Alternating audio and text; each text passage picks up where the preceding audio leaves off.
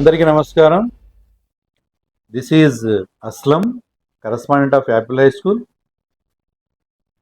ఒక స్టూడెంట్ని తీర్చిదిద్దడానికి ఒక ఒక ఒక టీచర్, ఒక కరస్పాండెంట్ వాళ్ళు ఫేస్ చేస్తున్న ఛాలెంజెస్ని ఒక సిరీస్ లాగా తీసుకొచ్చి ఇండివిజువల్గా ఒక్కొక్క టాపిక్ డిస్కస్ చేసి ఎమినెంట్ పర్సనాలిటీతో దాని ఎక్స్ట్రాక్షన్ని తీసుకొచ్చి మీ ముందు పెట్టాలనేది మా ఈ సిరీస్ యొక్క ఉద్దేశం. మొదటి టాపిక్, దీంట్లో ఒక విద్యార్థిని ఫిజికల్గా పనిష్మెంట్ ఇచ్చి సక్రమమైన విద్యార్థిగా మార్చడానికి అవకాశం ఉందా? ఫిజికల్ పనిష్మెంట్ అనేది ఎంతవరకు మనం ఇవ్వవచ్చు, దానికి ఉన్న లిమిటేషన్స్ ఏంటి, గవర్నమెంట్ తరపు నుండి కానీ సోషల్గా కానీ లేకపోతే వేరే ఎన్జిఓస్ తరపు నుండి కానీ మనకున్న లిమిటేషన్స్ ఏంటి, మనకున్న పరిమితులు ఏంటి అనే విషయం గురించి ఈరోజు మనము యు వెంకటేశ్వర్లు గారు, correspondent of Srirama high school and eminent personality, చాలా senior most and experienced personality ఈ రంగంలో, వారితో ఈరోజు ఈ జీవోలకు సంబంధించి కానీ లేకపోతే సోషల్గా కానీ వీటికి సంబంధించి డిస్కషన్ చేయబోతున్నాము, వారితో చర్చించబోతున్నాము. నేను అస్లం సార్. ఈరోజు మా guest eminent personality in education Shri Venkateswarlu garu. Education సంబంధించి ప్రజెంట్ ఈ రోజుల్లో టీచర్స్ ఫేస్ చేస్తున్న ప్రాబ్లమ్స్లో చాలా పెద్ద ప్రాబ్లం ఏంటి అంటే how to gain the interest of the child towards the education. ఈ ప్రాసెస్లో జరుగుతున్న పరిణామాలు, పిల్లల రెస్పాన్స్, వీటన్నిటికి సంబంధించి కూలంకషంగా ఈరోజు వెంకటేశ్వర్లు గారితో మేము చర్చించబోతున్నాము. సార్ నమస్తే. సార్ నమస్తే సార్. ఒక స్టూడెంట్ ఇంట్రెస్ట్ని ఎడ్యుకేషన్ వైపు తీసుకురావాలంటే ఏం చేయాలి? ఇప్పుడు ఈ ప్రజెంట్ సినారియోలో జరుగుతున్న దాంట్లో ఫస్ట్ స్టూడెంట్స్కి టీచర్ అంటే రెస్పెక్ట్ లేకపోవడం అనేది, తర్వాత సైమల్టేనియస్గా అదేమవుతుంది, పేరెంట్స్ దగ్గరికి వెళ్ళిపోయి పేరెంట్స్ మీద రెస్పెక్ట్ లేకపోవడం అవుతుంది. సైమల్టేనియస్గా మళ్ళీ అది సొసైటీ మీదకి వెళ్ళి సొసైటీలో బాధ్యత లేకుండా అయిపోతుంది. ఇటీవల చూసాం, కర్ణాటకలో ఇన్సిడెంట్ జరిగింది. 3 విద్యార్థులు వాళ్ళ మధ్య జరుగుతున్న డిస్కషన్లో ఒక టీచర్ వాళ్ళని సంధానించడానికి వెళ్తే వాళ్ళు 3 కలిసి టీచర్ని కొట్టి చంపేశారు. ఇంతకుముందు ఇట్లాగే తమిళనాడులో ఒక ఇన్సిడెంట్ జరిగింది. ఒక టీచర్ని ఒక స్టూడెంట్ పర్సనల్ కట్ చేసి పెట్టుకుని ఏదో మార్క్స్ సంబంధించి తన్ని స్ట్రైప్ చేసి చంపేయడం జరిగింది. అలాగే 2 స్టూడెంట్స్ సికింద్రాబాద్లో ఒక స్కూల్లో 2 స్టూడెంట్స్ లంచ్ చేసేటప్పుడు డిస్కషన్ చేసుకుంటూ వాళ్ళిద్దరూ కూడా మా ఫిజికల్ దీంట్లోకి వచ్చేసి కొట్టుకోవడం వల్ల ఒక పిల్లాడి డెత్ జరిగిపోయింది. ఇదంతా కూడా వాళ్ళకి సోషల్గా అవేర్నెస్ లేకపోవడం వలన. దీనికి బాధ్యత ఎవరు తీసుకోవాలి? టీచర్స్ తీసుకోవాలా, పేరెంట్స్ తీసుకోవాలా, సొసైటీ తీసుకోవాలా, గవర్నమెంట్ తీసుకోవాలా? దీని గురించి మీ అభిప్రాయం కావాలి సార్. గుడ్ మార్నింగ్ వెంకటేశ్వరం గారు. యాక్చువల్గా ఈరోజు మన సొసైటీలో మీరు అడిగిన క్వశ్చన్ చాలా వ్యాలిడ్ క్వశ్చన్, చాలా నీడెడ్ క్వశ్చన్. ఏంటంటే పేరెంట్ ఈరోజు, ఒకప్పుడు చాలామంది పిల్లలు ఉండేవాళ్ళండి, బేసికల్గా 5 మెంబర్స్, 6 మెంబర్స్, 7 మెంబర్స్ అట్లా ఉండేవాళ్ళు. ఈరోజు 1 or 9 స్టేజ్కి వచ్చింది.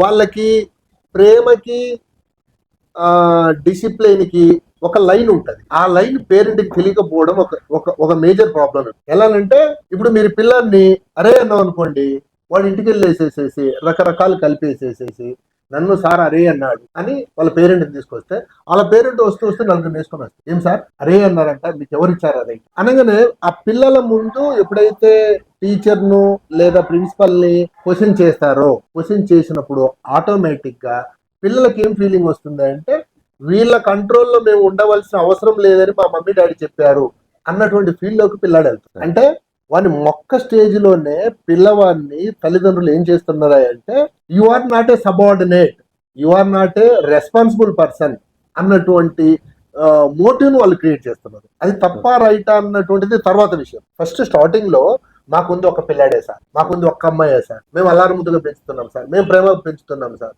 Very good. ప్రేమ అన్నటువంటిది సృష్టి ధర్మం. ప్రేమ ఉండకూడదు అనేది లేదు, ఉండాలి ప్రేమ. కానీ ప్రేమ అన్నటువంటిది వాళ్ళ జీవన మనుగడకు ఆటంకం కాదు.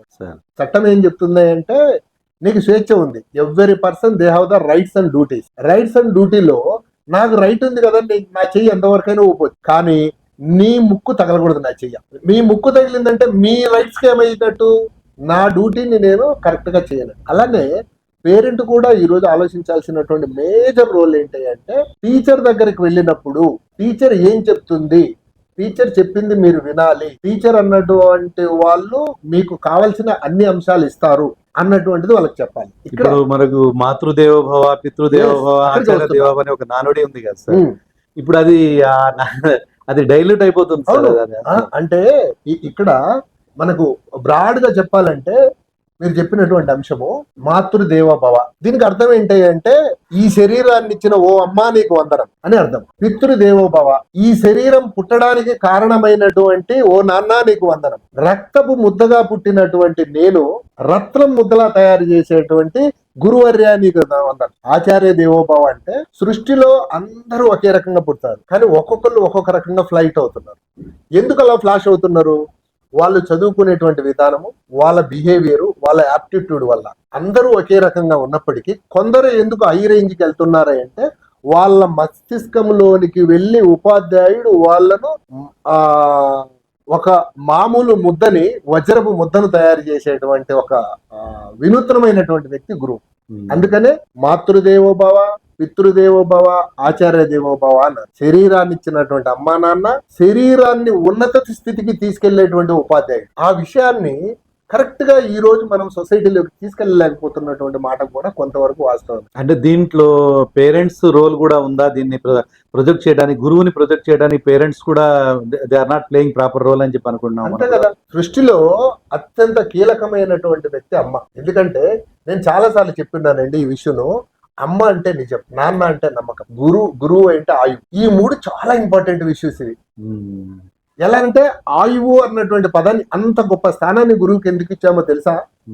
మీరు మామూలుగా ఉన్నటువంటి మనిషి ఈ రోజు మనం ఎడ్యుకేషన్ లో చూస్తున్నామండి, కొండ గృహంలో మనిషి నివసించేవాడు ఈ రోజు విలాసవంతమైన భవనాల్లో ఆకులు అలుములు చర్మం కట్టుకొని తిరిగేవాడు ఈ రోజు సోఫిస్టికేటెడ్ సూట్ వేసుకొని తిరుగుతున్నాడు. కాలి నడకని నడిచేవాడు ఈ రోజు కాలువల్లో ఫ్లైట్లలో నడుస్తున్నాడు. వీటన్నిటి కారణం ఏంటి? కొండ గృహాల్లో నుంచి వాడు విలాసవంతమైన భవనానికి రావడానికి కారణం ఎడ్యుకేషన్. ఆకులు అలుములు తినే దగ్గర నుంచి పంచపక్ష పరమాన్నాలు తయారు చేసుకోవడానికి మనిషికి కారణం ఎడ్యుకేషన్. కాలి నడక నుంచి ఈ రోజు ఫ్లైట్ లో ఎగిరే వరకు మనిషి వెళ్తున్నాడు అంటే ఎడ్యుకేషన్. కాబట్టి విద్య అన్నటువంటి దాని పాత్రను మనం అసలు ఎంత అని మనం చెప్పడానికి వీలు లేనటువంటి స్థాయి ఉంది. అది అమృతం లాంటిది, ఎవరు ఎలా తీసుకుంటే వాళ్ళకి అలా వస్తుంది. అయితే దాన్ని ఆస్వాదించడంలో పేరెంట్ పాత్ర చాలా కీలకమైనటువంటి. ఈ రోజు ఏమైంది అంటే పేరెంట్, ఇప్పుడు చిన్నప్పుడు మీరు నేనున్నప్పుడు చిన్నప్పుడు ఏం చేసేవాళ్ళు గురువులు? మాకు లింగేశ్వర గారు అని చెప్పి ఒక మ్యాథ్స్ టీచర్ ఉండేవాళ్ళు 7th క్లాస్ లో. ఆయన హోంవర్క్ ఇచ్చేటవాళ్ళు. రేపు పొద్దున మనం హోంవర్క్ చూపించకపోతే ఆయన దగ్గర రూలర్ ఉండేది, రూలర్తో ఈ చేతుల మీద కొడతారని భయం వేసేది. ఆ భయంతో మేము ఏం చేసేవాళ్ళం అంటే రాత్రి హోంవర్క్ కంప్లీట్ చేసుకుని వెళ్లి పొద్దున చూపించేవాడు. 1-2 సార్లు దెబ్బలు తిన్నా కూడా అవన్నీ కూడా పాజిటివ్ గా తీసుకొని, అంటే ఈ రోజు ఈ స్థానంలో ఉన్నామంటే వాళ్ళు విశ్వనాథ శాస్త్రి గారు కానీ, లింగేశ్వర గానీ, ఇటువంటి మహామహులు మాకు ఇచ్చిన, అంటే విత్ పనిష్మెంట్, ఫిజికల్ పనిష్మెంట్. కానీ ఈ రోజు ఫిజికల్ పనిష్మెంటే వద్దని చెప్తున్నారే పేరెంట్స్. ఇది అంటే ఇక్కడ చట్టబద్ధంగా మనం ఫిజికల్ గా పనిష్మెంట్ ఇవ్వడానికి వీలు లేని మాట వాస్తవమే. అయితే ఇక్కడ ఒక కీలకమైన అంశం చెప్పారు. ఒక మాస్టర్ పేరు చెప్తూ, యాక్చువల్ గా మనం మీడియా సైడ్ లో మాస్టర్ల గురించి మాట్లాడుకోకూడదు.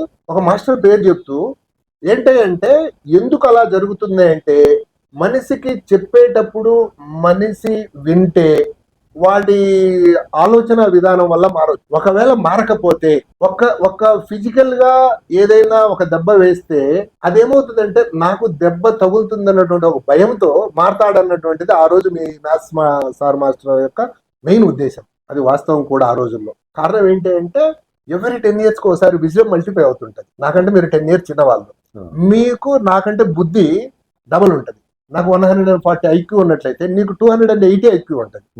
IQ లెవెల్స్ మారుతూ ఉండడం వల్ల ఫిజికల్ పనిష్మెంట్ అవసరం లేదండి, ఆటోమేటిక్ గా మీరు చెప్పడం వల్ల మారిపోతుంది అంట. నా దగ్గర యాక్చువల్ గా ఎడ్యుకేషన్ నా దగ్గర ఒక టాబ్లెట్ ఉంది, మీరు కూడా ఫాలో అవ్వండి. నా దగ్గర 3 tablets ఉన్నాయి. దీన్ని ఫాలో అవుతే ఎనీబడి వాడు ఇంకా ఫెయిల్ కాడు.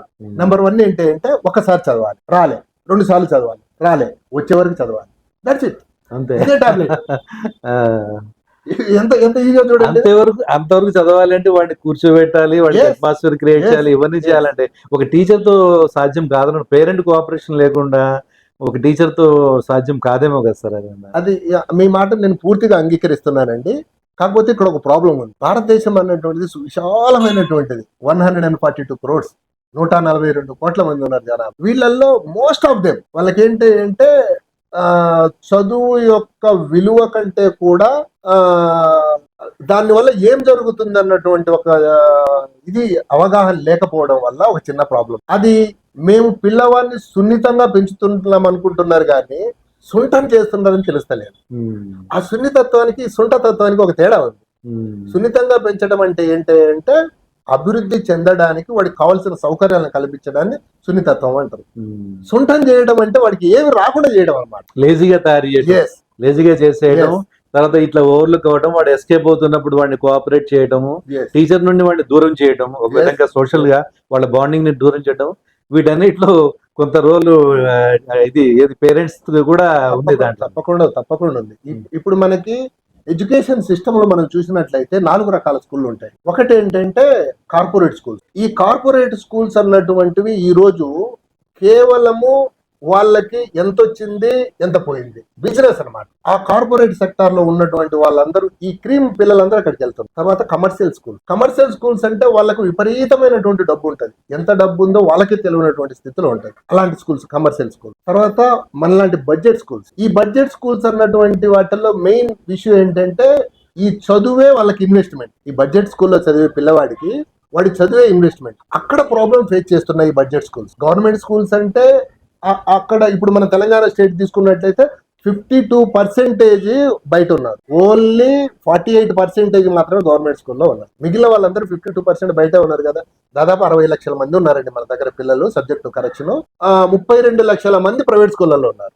28 లక్షల మంది మాత్రమే గవర్నమెంట్ స్కూళ్ళలో ఉన్నారు. కాబట్టి ఇక్కడ ఏంటంటే ఈ కమర్షియల్ స్కూళ్ళల్లో ఉన్నటువంటి వాళ్ళ పిల్లలకు పెద్దగా చదువు అవసరం లేదు. కారణం ఏంటి అంటే వాళ్ళకి ఎంత డబ్బు ఉందో వాళ్ళ పేరెంట్స్ కి తెలియదు. వాళ్ళు ఓన్లీ ఇన్ఫ్రాస్ట్రక్చర్ చూస్తారు అంతే. వాళ్ళకి కావాల్సింది ఏంటంటే ఫాస్ట్ గా ఎలా బ్రతకాలి, సమాజంలో ఎలా ఫాస్ట్ కల్చర్ ని డెవలప్ చేయాలన్నటువంటి మోటివేషన్ తో వాళ్ళు వెళ్తుంటారు. తర్వాత కమర్షియల్ పాఠశాలలు. ఈ కమర్షియల్ పాఠశాలలో మాకు ఎంత వచ్చింది అన్నటువంటిది వాళ్ళకి మెయిన్ కాన్సెప్ట్. ఈ ఇయర్ లో టార్గెట్ ఇది అంటే వాళ్ళకి ఫైనాన్షియల్ గా వాళ్ళు సంపాదించే దాన్ని టార్గెట్ చేసుకొని వాళ్ళు వెళ్ళేటువంటివి కమర్షియల్ స్కూల్స్. బడ్జెట్ స్కూల్స్ అలా కాదండి. ఇది విన్ విన్ సిచ్యువేషన్ అన్నమాట. మేము బ్రతకాలి, వేరే వాళ్ళని బ్రతికించాలి. అంటే వాడికి చదువు వస్తేనే ఆ స్కూల్ నడిచింది. వాడు పిల్లాడు ఏ కారణం చేతనా సరే వాడు బాగా చదవకపోతే గనక ఆటోమేటిక్ గా అది రిఫ్లెక్షన్ స్కూల్ మీద పడుతుంది.